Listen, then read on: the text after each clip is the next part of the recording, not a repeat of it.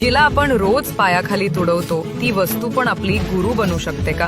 तर दत्तगुरु म्हणतात, जी गोष्ट सर्वात खाली आहे तीच खऱ्या अर्थाने सर्वात श्रेष्ठ असते. गुरुदत्तांचे 24 गुरु आहेत आणि त्यातील एक म्हणजेच धरती माता. एकदा श्री दत्त हिमालयाच्या दिशेने प्रवास करत होते तेव्हा त्यांनी पाहिलं, एक शेतकरी आपल्या रानात नांगर चालवत होता. नांगराचं टोक मातीत खोलवर जात होतं, धरणी फाटत होती, पण तरीही धरती माता शांत आणि स्थिर होती. तेव्हा दत्तगुरूंनी धरतीला विचारलं, एवढं सहन करूनही तुला वेदना होत नाहीत का? धरती मातेनं शांतपणे उत्तर दिलं, सहन करणे हाच माझा धर्म आहे. मी सगळ्यांचं ओझं उचलते कारण तेच माझं कर्तव्य आणि स्वभाव आहे. तेव्हा गुरुदेव दत्तांनी धरतीला गुरु मानलं आणि तिच्याकडून 3 अमूल्य शिकवणी घेतल्या.